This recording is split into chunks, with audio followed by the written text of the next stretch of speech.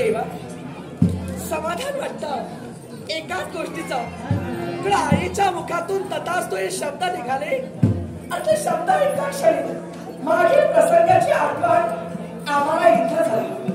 आणि तो प्रसंग कुठला असेल तर देव दानव मिळून सागर मंथन झालं. दानव मिळून सागर मंथन झालं. या सागर मंथनातून 14 रत्न बाहेर आली. आता 14 रत्नापैकी एक रत्न होता ते जगविनाशक हलाहल अशा प्रकारचं विष. या विषाचा त्रास, या विषामुळे सारी सृष्टीचा नाश होऊ नये पण सारे देव चिंतित असतात. जगाची आदिदेव म्हणून ज्यांना गणलं गेलं असे जगाचे देवता म्हणजे आमचे पितृ देवता कैलासनाथ. या कैलासनाथांनी ते हलाहल विष प्राशन केलं. विष प्राशन करतात सारा देहाचा दाह होऊ लागला. सारा देहाच्या ठिकाणी त्यांना पीडा होऊ लागली. पण शेवटी राम नामाच्या योगेकरवी होणारा दाह, होणारी पीडा ही भोलेनाथाची दूर झाली.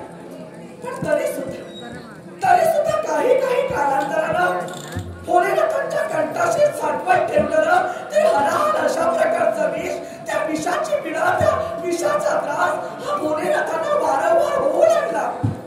आणि ज्या वेळी त्या विषाची पीडा भोलेनाथांना होत होती त्यावेळी जीवसृष्टीवर नाना तऱ्हेची संकट पडत होती.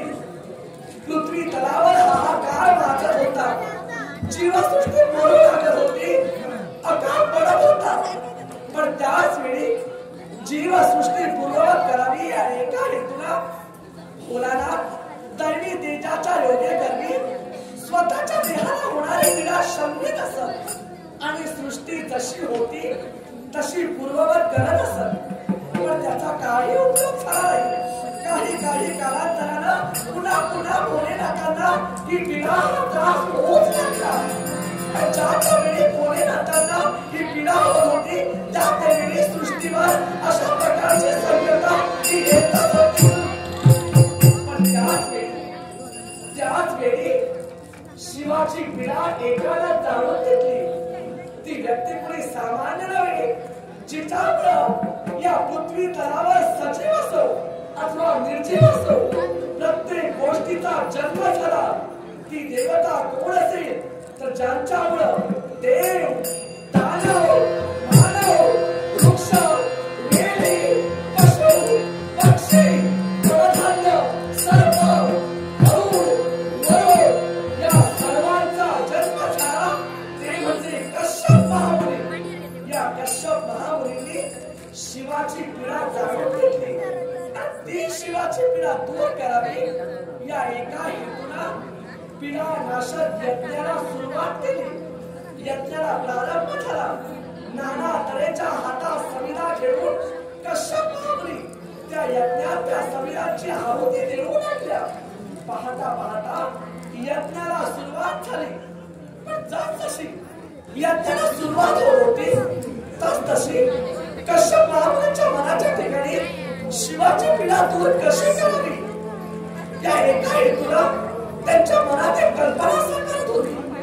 आणि जशी कश्यप महामुनीच्या मनात शिवाची पीडा दूर कशी करावी ही कल्पना साकारत होती तशी यज्ञाच्या समोर एक मूर्ती निर्माण होत होती. एक मूर्ती तयार होत होती. पाहता कश्यप महामुनीच्या मनातील कल्पना पूर्णत्वास आली. तशी त्या यज्ञासमोर निर्माण होणारी आकृती, निर्माण होणारी ती मूर्ती ही सुद्धा पूर्णत्वास झाली. आणि काय चमत्कार करावा. कैलासावरून अखंड फली झाला. शिवाच्या हृदयातून दिव्य ज्योत बाहेर निघाली. आणि दिव्य ज्योत बाहेर निघता त्या मूर्तीच्या हृदयात जाऊन समाविष्ट झाली. शिवाची निघालेली ज्योत मूर्ती समाविष्ट होतात. त्या मूर्तीला उचित अवस्था म्हणजे सजीव अवस्था प्राप्त झाली. ती मूर्ती चालू लागली, बोलू लागली. आणि बोलता कश्यप महामुनींना तिला प्रश्न केला. सांगा मी कोण, आपण कोण? चारी दिशेला जी पोकळी दिसते या पोकळीला काय म्हणतात? त्याच वेळी त्या मूर्तीच्या जिला सजीव अवस्था प्राप्त झाली होती ती एक स्त्री होती. त्या स्त्रीच्या मस्तकावर हात ठेवून साऱ्या ब्रह्मांडाचं ज्ञान कश्यप महामुनीने तिला करून दिलं आणि तिला नावही ठेवलं. हे बालिके, अगं आज तुझा जन्म झाला तो शिवाच्या हृदयातून निघालेल्या ज्योतिमुळे, म्हणून तू कन्या आहेस, ती शिवाची आहेस. पण तरी सुद्धा तू शिवाची कन्या जरी असली तरी विश्वाच्या ठिकाणी जन्माला आले ना, कुठली गोष्ट असो, ती सजीव असो वा निर्जीव असो, तिला नामाविधाने ठेवलेलंच आहे. मग तुलाही मी नाव ठेवतोय. शिवाची होणारी पीडा दूर कशी करावी या एका हेतूला मी हा यज्ञ आरंभिला. पण हा यज्ञ करत असताना माझ्या मनात ही पीडा दूर कशी व्हावी ही कल्पना साकार होती आणि माझ्या मनात साकारलेल्या कल्पनेवरून तुझा जन्म झाला. याच्यामुळे सारे विश्व तुला मनसा मनसा मनसा या नावाला ओळखे आणि तीच मनसा म्हणजे आम्ही शिवाच्या कन्या. आणि त्याच वेळी या कैलासाला साथ मिळालं. हा कैलासाचा पायथा, या कैलासाच्या पायथ्याचा संरक्षणाची जबाबदारी आमच्या वरती आहे. पण ती जबाबदारी याच्या